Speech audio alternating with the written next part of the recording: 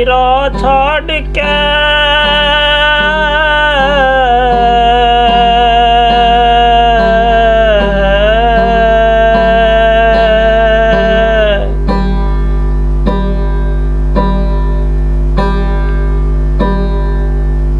करान की आस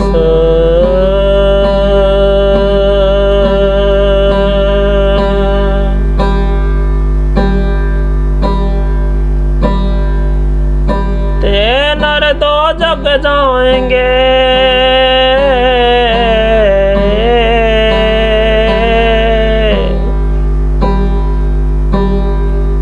साते भाषा रविदास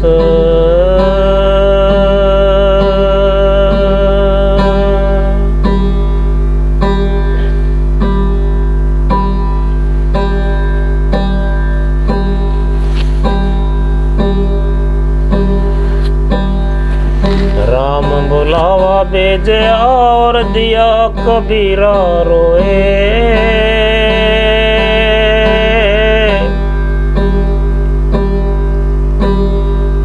जो सुख साधु संग में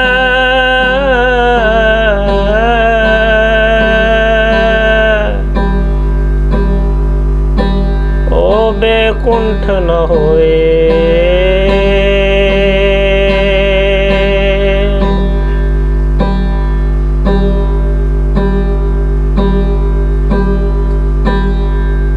नमो नमो गुरुदेव जी और नमो संत भगवंत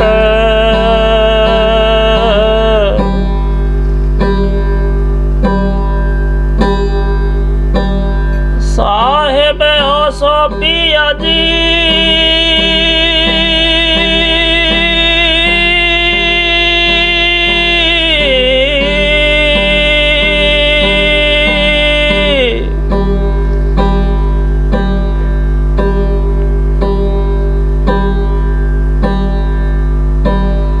साहेब सो पिया जी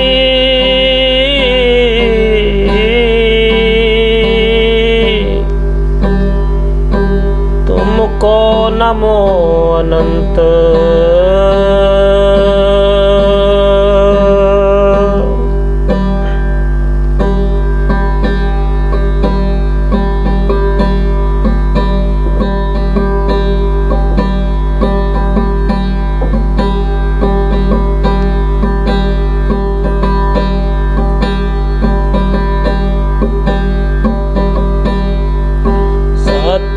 संग देखण माँ मेरी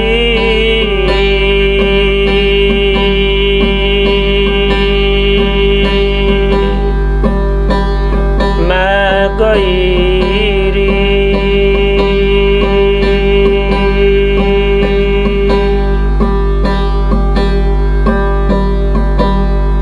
तेरी जहाँ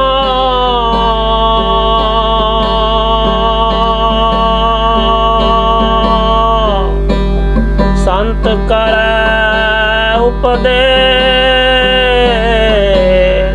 सत्य संग देखण माँ मेरी मैं गई री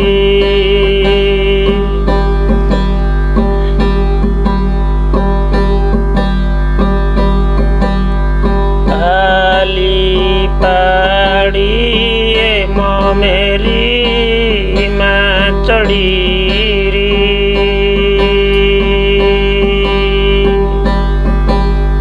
पहली पैड़ी माँ मेरी मैं चढ़ी री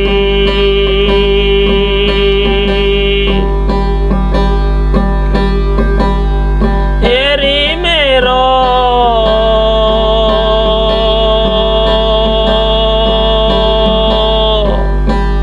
थर थर कांपे गौर सत्संग देखण माँ मेरी मैं गई री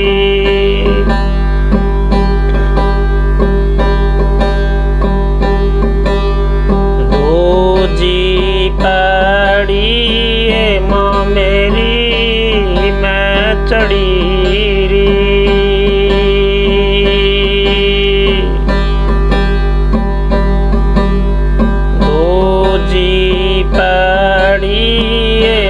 मेरी मैं चढ़ी री।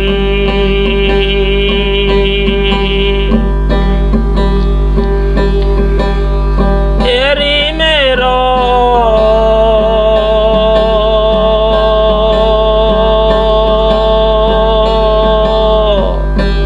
मनवा होया जिथी सतसंग देखण मां मेरी मैं गई री।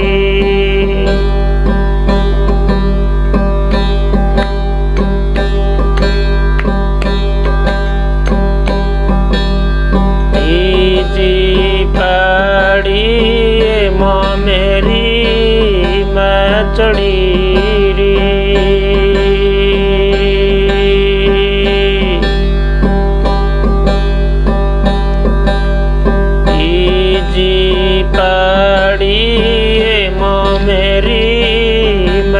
चढ़ी री।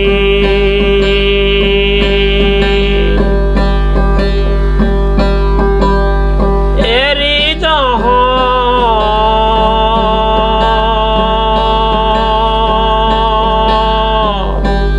रहते आप अले सतसंग देखण मां मेरी मैं गई।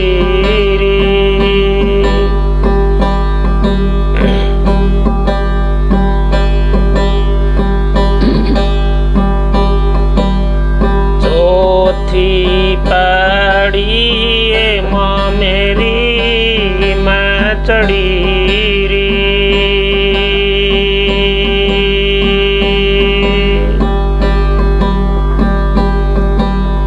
चौथी पड़ी मां मेरी मैं चढ़ी री।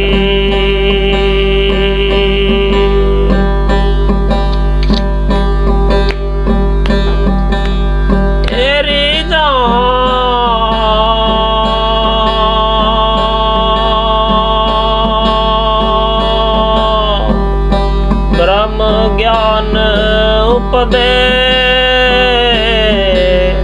सतसंग देखण मां मेरी मैं गई री।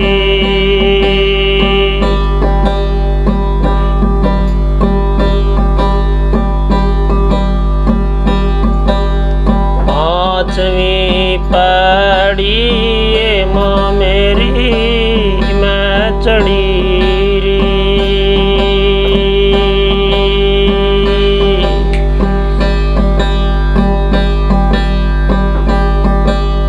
पांचवी पड़ी मां मेरी मैं चढ़ी री।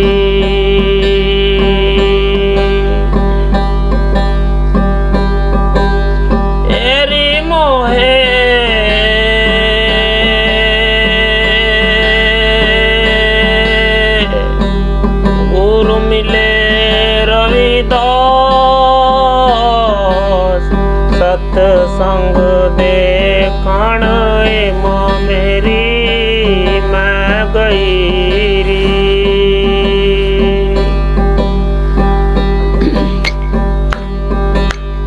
एरी जहाँ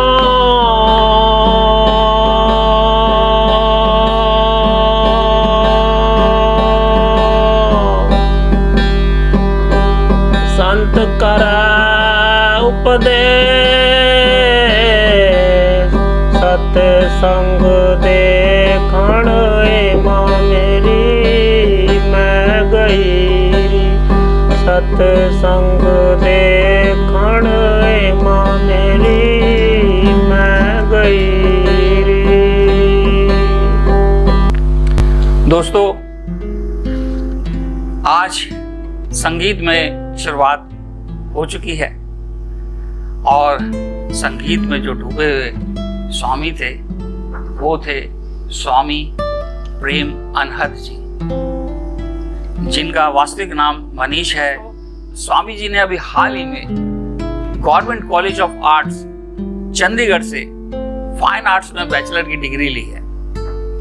वो संगीत के जादूगर हैं, सुरों के जादूगर हैं और उसके साथ साथ रंगों के भी जादूगर हैं। तो आइए आपकी मुलाकात कराते हैं स्वामी प्रेम अनहत जी से। ओशो नमन स्वामी जी। तो स्वामी जी, जहां तक मुझे जानकारी है, आपने संगीत की कोई भी एक परंपरागत शिक्षा नहीं ली है, ये आपको वरदान है। तो इस संगीत के बारे में कुछ बताइए हमें, कैसे आपकी लगन लगी और कैसे शुरू किया आपने ये सब?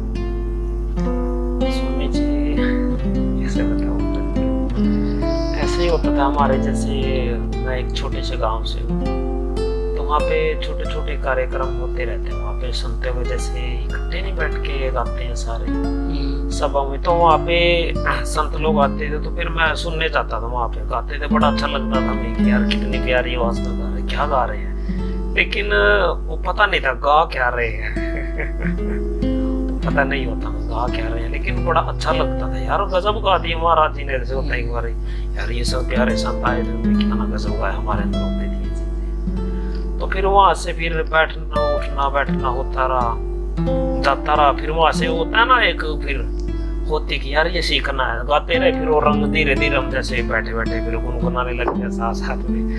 फिर कुछ इसी तरह का हुआ। फिर धीरे धीरे फिर होशो को सुनना शुरू किया, सदगुरु को। पहली बार जब इनकी आंखों में देखा मैंने, ये कौन है, लेकिन देखता ही रह गया। पहली बार देखा, देखता ही रह गया। और धीरे धीरे फिर कुछ वाणी मैंने सुनी, तो फिर उनके माध्यम से पता लगा जो वो गा रहे हैं संत लोग, क्या गा रहे हैं। इससे पहले कुछ नहीं पता था भक्ति मार्ग का, तो फिर वहीं से लगन शुरू हुई। तो फिर कहा जाए तो फिर आपने मास्टर का नाम यानी ओशो का नाम पहली बार कहाँ, मतलब कैसे सुना? ये स्वामी जी, मेरी है ना भाभी की जो माता जी है, तो हमारे वहाँ पे अनसन सिटी है, वहाँ पे पानीपत में। तो वहाँ पे किसी के घर में काम करने जाते थे, झाड़ू पोछा लगाने के लिए। तो फिर वो अपना रूम कहीं और शिफ्ट कर रहे होंगे, तो मैगजीन की काफी ढेर लगा हुआ था। वो बोले कि आपके काम की हो तो ये बुकें ले जाओ, हम इतनी बुक नहीं ले जा पाएंगे। तो मेरा भाई मेरी भाभी के घर गया, तो उसने गट्ठर देखा, वो तो उसमें बुक की काफी पड़ी हुई। उसमें तो उसने जो मेन बुक थी वो 3-4 बुक उठा लाए वहां से, और वो मेरे घर पे आ गई। और मैं फिर उस पे बुक पे, फिर मैगजीन पे मैं देख रहा, बाहर ही लिखा हुआ था मानो मत जानो वो लिखा हुआ था मानो मत जानो। और फिर मैं देख रहा यार ये है क्या, इस बुक में होता है बच्चे के। उस टाइम तो मैं 11th क्लास में था, उस टाइम नहीं पता था कि ओशो कौन है क्या, मुझे कुछ नहीं पता था। तो फिर +2 क्लास में एक बार होता है ना, कहीं कोई ऐसा होता है, कई बार सिचुएशन किसी से दिल नहीं है बात करने का ज्यादा, अपने में रहो। और मेरा तो स्वभाव ही ऐसे रहता, मैं अकेला बैठा हूँ, चित्रकारी करने का दिल है तो अपना कुछ बैठे बैठे बना रहा हूँ।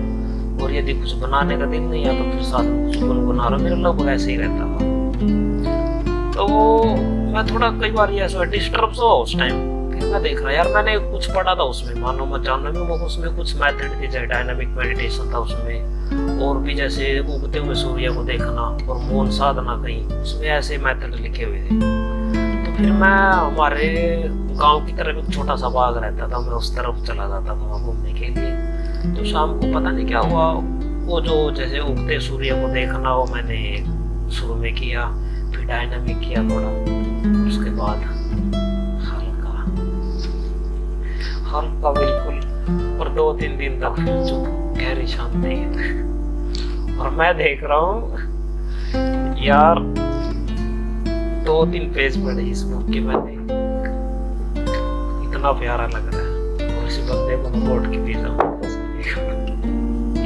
तो कुछ नहीं पता था उस टाइम क्या। फिर धीरे धीरे लगन लगे। उस टाइम फिर ये था, मेरे पास मोबाइल नहीं था।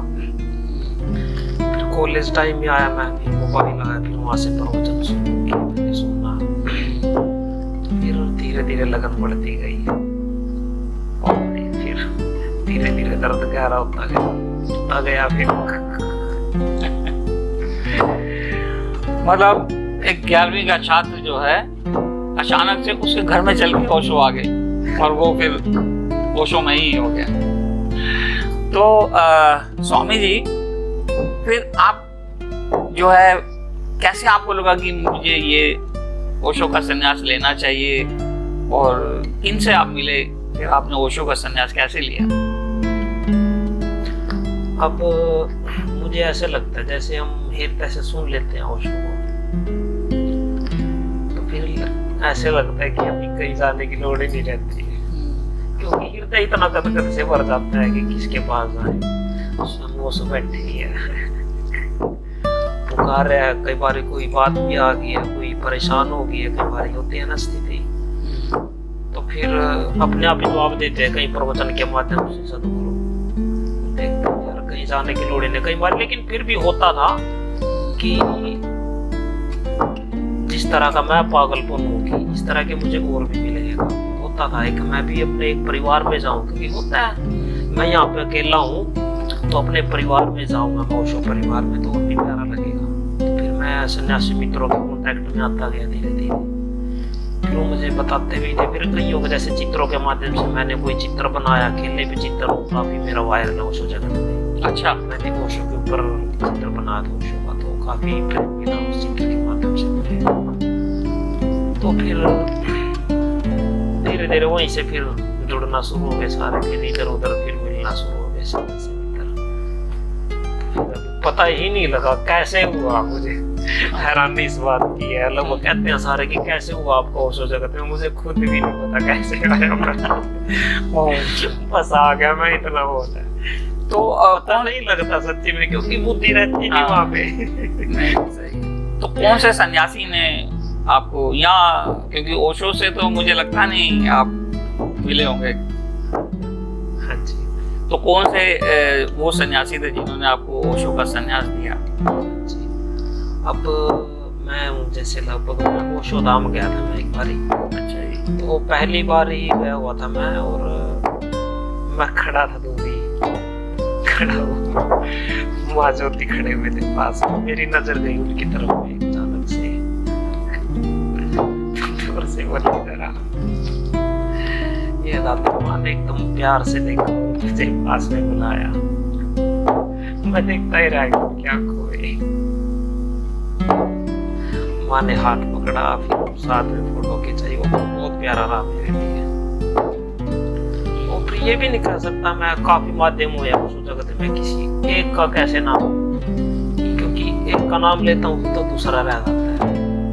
मुझे लगता कि ऐसे लगता कि वो सब के माध्यम से, यानी कि ऊर्जा के माध्यम से सभी कहीं ना कहीं कनेक्ट हो रहे मेरे साथ में। तो मुझे एक व्यक्ति का, मैं किसी का नाम नहीं लेना चाहूँ, अच्छा, ओशो की ऊर्जा काम कर रही है। तो कहा जाए, जहाँ तक मैं आपके शब्दों से पहुंच पा रहा हूँ, तो एक अदृश्य रूप में मास्टर ने ही आपको एक किस्म से संन्यास दिया, और मास्टर ने ही आपको अपनी तरफ आकर्षित किया। ठीक है। तो अभी मास्टर ने आपके जीवन में जब प्रवेश किया, आपके जीवन में ऐसा क्या बदलाव आया कि आपको लगता है कि पहले वाला मनीष कुछ अलग था और अब जो प्रेम अनहद है वो कुछ अलग है? हाँ जी। अब स्वामी जी, मैं जैसे पहले का जीवन देखता हूँ, हालांकि बहुत ही प्यारा था जीवन, वो भी मैं मस्ती में रहता था, एकदम थोड़ा सा क्रिएटिविटी करता रहता था उस टाइम भी। लेकिन मैं देखता था वो भी मेरा जीवन ऐसे लगता कहीं ना कहीं बेहोशी में था, मेरा बेहोश नहीं था। जब ओशो को सुना, फिर अपने जीवन को देखते हम एक बार ही, क्योंकि क्वेश्चन उठता है ना फिर हमारे, ओशो को जब हम सुनते हैं तो अपने जीवन पे क्वेश्चन उठते हैं, क्या हम सही जा रहे हैं? फिर देखते हैं नहीं यार, स्थिति तो बिल्कुल ही उल्टा जा रहे हैं, हम तो जीवन के विरुद्ध जा रहे हैं। और फिर जैसे ओशो को मैंने सुनना शुरू किया, लगभग मेरा जो टॉपिक रहता, मैं मौन भी सुनता था लगभग ज्यादातर, और मौन एकांत, क्योंकि स्वभाव हमारा असली है मौन और अपना एकांत का ही स्वभाव। तो मैं एकांत में जैसे शुरू में काफी मस्ती करता दोस्तों के पीछे, फिर एकदम से सन्नाटा सा आ गया, किसी से मिलना नहीं जुलना नहीं, मित्र नाराज हो गए तो सारे, यार अब तो मस्ती भी नहीं करता हमारे बीच में, वो तो गाली गुली भी नहीं, हमसे इतना वो भी नहीं होता। पहले तो एकदम उद्मस उतार के रखता था, तो कुछ ऐसा भी नहीं, लेकिन वो बड़ा प्यारा रहा मेरे लिए वो पल। मैं खुशी में था उस टाइम, लेकिन सबको लगता था कि ये बर्बाद हो गया, इसने अपनी जिंदगी बेकार कर लिया। लेकिन मैं कह रहा हूँ दर्द सहना मेरे लिए बहुत ही जरूरी था। उस टाइम स्थिति ऐसी थी, ओशो को जब सुनता था, मैं देख भी लेता था, आंखों में भी देख रहा तो मेरी चीख निकलती थी जोर से। ऐसा होता था चीख, ये क्या हो रहा, और कभी फिर खुद भी होता है क्यों हो रहा। लेकिन मुझे भी नहीं समझ में आया क्या। लेकिन जैसे ही मेरी दीक्षा हुई, मैं कॉन्टैक्ट में आया, जैसे माँ ज्योति हो गए, और भी माँ संगीता है, और भी काफी प्यारे सन्यासी है, तो उनके टच में आए। फिर अचानक से जिंदगी एक ऐसे नहीं, दीक्षा के बाद ऐसे हो गया बिल्कुल हल्का। अब जैसे पतंग नहीं रहती है, उड़ रही है, कहीं भी जाओ पतंग, कोई दिक्कत नहीं है, डोर गुरु के हाथ में, कहीं मर्जी जाओ। तो जीवन बड़ा वैसे चल रहा है, एकदम लहर की तरह, एकदम बह रहा हूँ बस उसमें। आपने देखा कि कहा जाए तो एक बालक कैसे ओशो की मस्ती में खो गया, वो मस्ती में खोते खोते मौन हो गया। मौन से उसने बहुत कुछ प्राप्त किया। आइए अब उनसे जानते हैं कि अपने ही जैसे यंग 24 साल की ही है, तो हम उनसे जानते हैं कि अपने जैसे और दूसरे नौजवान लोगों को आप ओशो के संदर्भ में क्या संदेश देना चाहेंगे? ओशो के बारे में क्या बोलूं, इतना ही कहूँगा, क्योंकि ओशो का जो मेन आधार देखता हूँ कहने का ये रहता, तुम कुछ भी कर रहे हो पहले तो होश साधो अपना जीवन में, क्योंकि होश ही मात्र एकमात्र ओशो ने बस ध्यान दिया है। और इसमें जैसे बताते थे कि जितना हो सके अपना जीवन है जो सृजनात्मक कला में लगाओ। यदि आप उसका उपयोग नहीं कर रहे हो तो कहीं ना कहीं वो उसका कुरूप रूप ले लेगा। मेरे हम कुछ भी करें, अपना टाइम बचाते हुए हम कुछ ना कुछ क्रिएटिव करते रहे, कहीं ना कहीं जैसे एक पार्क में जो उसकी कटाई नहीं करेंगे, उसकी अच्छे से देख रेख नहीं करेंगे, तो कहीं ना कहीं हमारी एनर्जी डिस्टर्ब होगी और घास उगेगा तो फिर बड़ा पार्क है जो पार्क नहीं रह जाएगा, कुछ और ही हो जाएगा। तो सब यही कहते हैं, तुम अपने जीवन में क्रिएटिविटी में लगाओ, सृजनात्मक कला में लगाओ, अपने टाइम को बचा के रखो। जैसे मेरा होता है, कई बार गाने का दिल नहीं होता तो फिर मैं अपना कुछ चित्रकारी कर लेता हूँ, और कई बार ऐसा होता है आदमी उब जाता है चित्रकारी करके भी, कितना कर लेगा। कई बार होता है ना कि मन कुछ और चाहता है, तो फिर मैं मौन बैठ जाता हूँ, तो फिर मौन कभी नहीं होता, फिर अपना या फिर डांस तो है ही, मैं सेल्फ डेवलप करता हूँ, अपना लिखते हैं, ये चलता है ऊर्जा को वही सही दिशा में लेकर चलो तो प्यारा रहता है जीवन। क्योंकि ये हर एक का जीवन अलग अलग है। मैं ओशो के माध्यम से क्या बोलूँ, क्योंकि ओशो कितना कुछ बोल रहा है, वो मैं युवा को क्या बोलूं, क्योंकि हर एक का जीवन अलग अलग ढंग का है। किसी का अलग रुचि में है, जैसे मेरा कला में है, किसी का नृत्य में हो सकता है, किसी का अलग में हो सकता है, कोई बिजनेसमैन में जाना चाहता हुआ, कोई अलग अलग, सबका अलग अलग ढंग है। तो मैं इतने कहूँगा जिसका जैसा जीवन है तो उस तरह की ओशो की बुक पढ़े तो ज्यादा बेटर रहेगा। अब जैसे कई लोगों को देख रहा हूँ मैं, उनका जीवन कुछ हो रहा है, लेकिन वो जैसे टॉपिक आना कहीं कहते हैं कि ओशो ने कई लगभग ज्यादातर जैसे मित्र कहते हैं कि ओशो ने बर्बाद कर दिया, लगभग होती है ये बात मैं देखता हूँ। लेकिन मैं कह रहा नहीं, ओशो बर्बाद नहीं करते, तो हमारे अंदर ही कहीं ना कहीं कमी है सुनने में। अब जैसे कोई किसी मित्र का स्वभाव ऐसा है कि भक्ति की तरफ नहीं है, पॉलिटिशियन में जैसे अदर्स में, बिजनेस में या किसी और फील्ड में उसका अच्छा चल रहा है, स्पोर्ट में किसी के माध्यम से अच्छा चल रहा है, तो मैं कह रहा हूँ ओशो की जो बुक है तो वैसे ही पढ़े हूँ। अब जैसे वो मीरा को पढ़ेगा तो क्या है, क्या स्वभाव है उसका, बिल्कुल ही उल्टा हो जाएगा सारा, पागल। तो मेरा यही कहना है वहां से, जिस तरह की प्यास है तो ओशो को उस माध्यम से पढ़े। यदि क्योंकि पूरा घोट के तो हम नहीं पी सकते, ये तो असंभव है, तो एक बूंद भी चख ले उतना बहुत है, मेरे लिए तो बहुत महत्व रखते हैं ओशो के एक शब्द हीरे की तरह। तो दोस्तों देखा आपने कितना प्यारा संदेश दिया। अगर आप अपना जीवन बदलना चाहते हैं और जिस जीवन में आपको जीने की ज्यादा इच्छा है और जिस जीवन को आप जी रहे हैं, आप उसी को कैसे ओशो से जुड़कर और बेहतर कर सकते हैं। जैसा कि आप जानते हैं कि जब ओशो अपने शरीर में थे तो इस दुनिया के लोगों ने ओशो को बहुत सारी अलग अलग उपाधियां दी। जैसे उनको कहा गया कि वो अमीरों के गुरु हैं, वो खुद ही आचार्य बन गए और स्वयं घोषित भगवान हैं और जो है सेक्स गुरु हैं। और उनको जो वो अमेरिका में थे तो उनको ये भी कहा गया कि वो जो है आध्यात्मिक आतंकवादी हैं। तो हम प्रेम जी से जानेंगे कि इस संदर्भ में आप क्या विचार रखते हैं कि ओशो को जब आपने जाना तो आपको क्या लगा कि ओशो सिर्फ अमीरों के ही भगवान हैं या सिर्फ सेक्स गुरु ही हैं या कुछ और, जैसे कि लोग कहते हैं? अब क्योंकि मैं देख रहा हूँ जो विचार है लोगों के अंदर कहाँ से आ रहे हैं, सारे मन के जाल में उलझे हुए हैं। जो मेरा खोपड़ी में उलझा वो ओशो को नहीं समझ में आएगी, क्योंकि मैं देखता हूँ ओशो मन बुद्धि से परे है, एक महासन्नाटा, उसमें सब कुछ खो जाता है। तुम उसको किसी सीमा में नहीं बांध सकते, तय कर ले कि सेक्स गुरु नहीं असंभव है, मन बुद्धि से पार हो। और हमारे जो विचार आ रहे हैं खोपड़ी में, कुछ भी आ रहा तो मन से ही आ रहा सारा।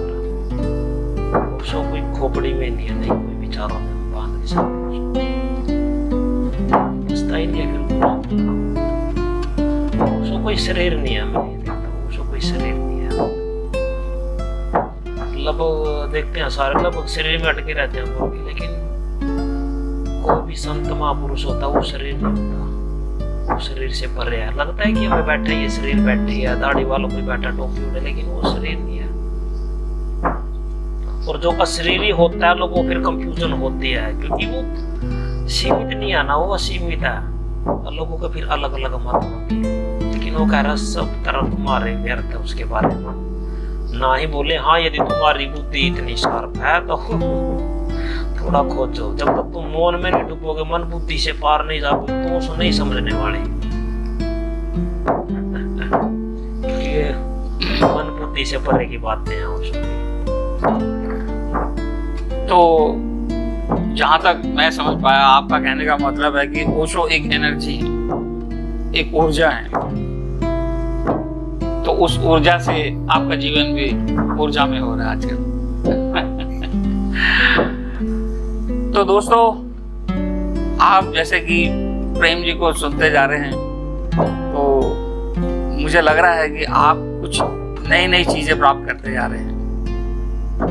तो आइए उनसे अब हम ये जानेंगे कि भविष्य में ओशो को लेकर उनकी क्या योजनाएं हैं, वो क्या सोचते हैं और कैसे वो ओशो को, और या कहा जाए तो इस जगत को वो और ओशो में कैसे बनाएंगे। तो प्रेम जी कुछ इस संदर्भ में अपनी योजनाएं बताइए। इसमें योजना मैं कुछ नहीं बता सकता इसके बारे में, क्योंकि वो आगे की है ना भविष्य की। मैं आगे की इतना मैं सोचता नहीं, गुरु जो करा रहा है एकदम हो रहा है, बस मैं कह रहा हूँ आगे भी होता ही रहेगा। पता नहीं क्या करा रहे। अब जैसे मुझे कई बार प्रोग्राम में कहीं अचानक होते मेरे साथ में, जैसे कहीं जा रहा हूँ और मैं ऐसे करता हूँ यार ये कैसे हो गया, तो मैं कह रहा हूँ गुरु का खेल है ये, गुरु को क्या कराना है क्या नहीं कराना वो उनका काम है, लेकिन जो भी होगा प्यारा होगा। मैं तो बस बह रहा हूँ, आगे के लिए मैं इतना कुछ योजना नहीं बताऊंगा। अब मैं कहूँगा मैं ये करूँगा, कल को मैं मर जाऊँ कोई पता थोड़ी है। अब के लिए मैं कोई वो नहीं करूँगा कि भाई आगे कुछ ऐसा होगा, ये होगा नहीं। अपनी ऊर्जा को मार्ग मिल रहा है, सही अपना ठीक ठाक से चल रहा। ठीक है। तो दोस्तों, देखा आपने कि मनीष ने कैसे प्रेम अनहद बनकर अपने आप को ओशो में ही कर लिया है। अब वो ओशो के साथ बहे जा रहे हैं, उनका जीवन ओशो जिस दिशा में ले जा रहे हैं वो उसी दिशा में चल रहे हैं। तो मैं आपसे यही कहूंगा कि आप भी ओशो में हो जाइए, और हम जल्द मिलते हैं अपने एक नए प्रोग्राम में ओशो के एक नए सन्यासी के साथ, और जानेंगे हम उनके ओशो के प्रति विचार। तो ओशो नमन। स्वामी जी आपका बहुत बहुत धन्यवाद। ओशो नमन।